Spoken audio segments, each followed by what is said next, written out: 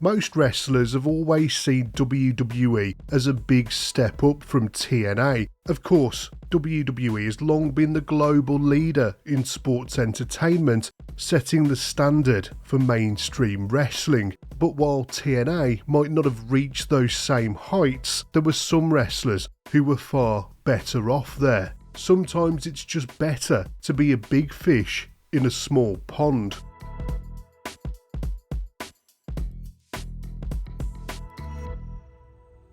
Sting became a legend thanks to his time in WCW, but TNA allowed him to continue his legacy. He became the face of the company for over a decade, winning multiple world titles and pretty much staying in the main event for the entire time. But meanwhile, his run in WWE was a big disappointment. He made a huge debut at the Survivor Series in 2014, and many fans hoped that he'd have that dream feud with The Undertaker heading into WrestleMania 31, but it never happened, and he ended up losing to Triple H instead. Then an injury ended his WWE career, meaning his time there was hugely disappointing. TNA treated Sting with respect and allowed him to carry on his career long after the end of WCW. Christian debuted alongside Edge in the late 90s as a part of the Brood, forming one of the Attitude Era's most iconic tag teams. But when the tag team split up, it was clear that Edge was the one considered to be a main event superstar by Vince McMahon. So in 2005, Christian made the bold move to join TNA. They positioned him as a top star, and within months he'd won the World Heavyweight Championship. In TNA, Christian proved that he could hang at the top of the card, and he got into major feuds with the likes of Sting, Kurt Angle and Samoa Joe.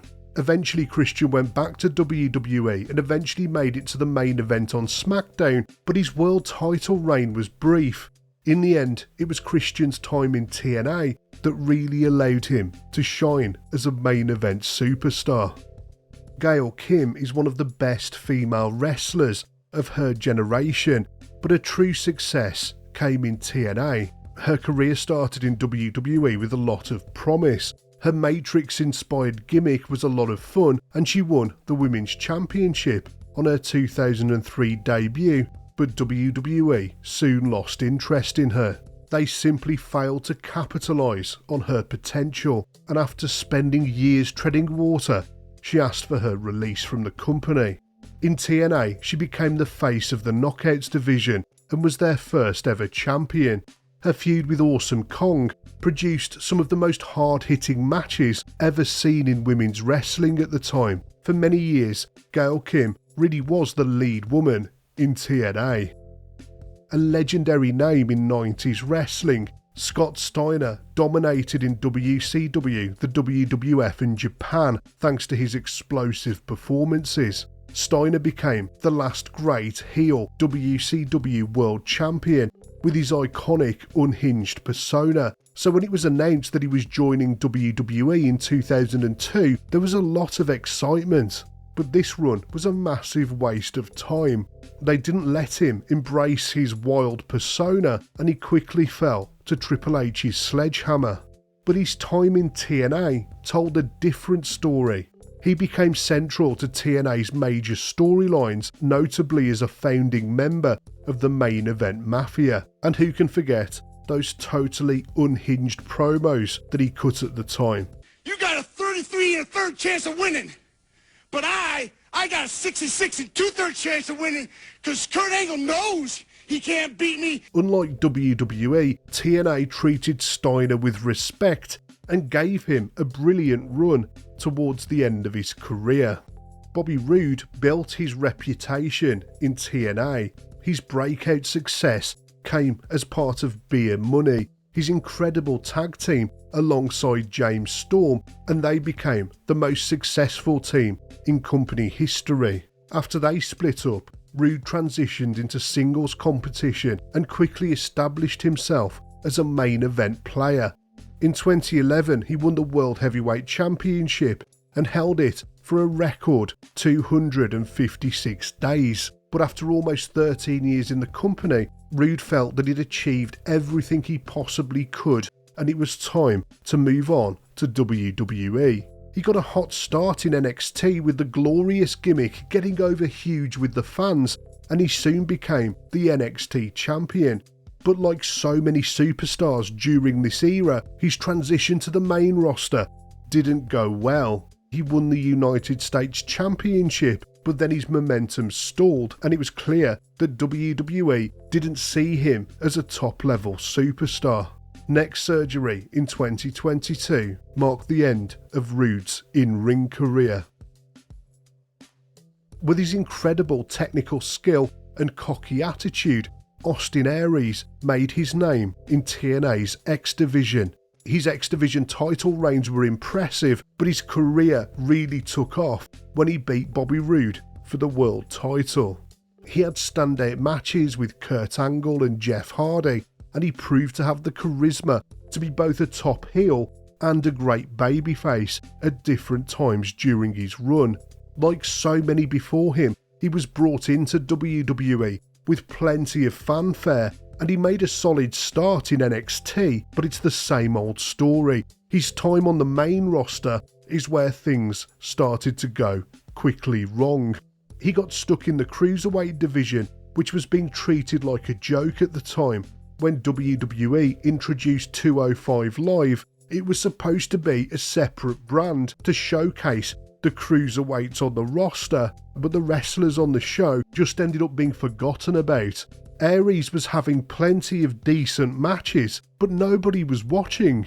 After leaving the company in 2017, Aries went back to TNA, where he slotted right back in at the top of the card. Eric Young debuted in TNA in 2004 and quickly gained a reputation as a versatile performer, and after years of grinding, he finally won the World Heavyweight title. But in 2016, after 12 years, he decided to leave TNA and sign with WWE. He made his WWE debut in NXT in 2016, where he was the leader of Sanity. They were just one of the most exciting parts of NXT at the time, but the group were wasted on the main roster. They rarely appeared on TV, and when they did, they were often on the losing end. By 2019, Sanity was quietly broken up, and after months of sitting on the sidelines, WWE released Eric from his contract. He returned to TNA, and he was immediately pushed back into the spotlight. It really felt like Eric had come back home. Monty Brain was considered to be the next big thing in wrestling. He seemed to have all the skills to become one of wrestling's biggest superstars. His promos and matches were intense, and the pounce was the most over-finishing move in all of TNA. Monty soon ascended to the main event, challenging for the world title on multiple occasions, but he soon got frustrated with TNA, and so he signed a contract with WWE in September 2006. They rebranded him as Marcus Corvon, but things just didn't seem to click. He seemed to lack the charisma in WWE that made him stand out in TNA. Just over a year into his contract, Monty left the company due to personal reasons, and that seemed to be the end of his wrestling career altogether. As part of America's Most Wanted and Beer Money, James Storm was a TNA original and one of the company's most popular wrestlers. Fans loved his cowboy persona and hard-hitting style, and he eventually became the World Heavyweight Champion. However, in 2015, WWE came knocking. Storm had a couple of really good matches there, and there was some real excitement about him signing with the company, but after some consideration, Storm decided to not take the offer. He explained that he and his wife were about to start a family, and WWE's schedule would have kept him on the road for too long, so he decided to go back to TNA, and judging by all the other entries on this list, it was probably the best decision he ever made. When Samoa Joe debuted in TNA in 2005, he went on an 18-month undefeated streak that solidified his status as a top star in the company. and by 2007 he was a respected locker room leader, ready for the main event. When he beat Kurt Angle to become the world champion in April 2008, it felt well and truly deserved. Joe had an incredible run in the company, but by 2015 he'd achieved everything he could, so he signed with WWE and quickly became the most dominant NXT champion in history. When he moved to the main roster, he had some high-level feuds, but he never won the world title. Joe was just one of those wrestlers who was never going to be a permanent main eventer in WWE, and while his run there had some standout moments, it totally lacked the consistency of his TNA career.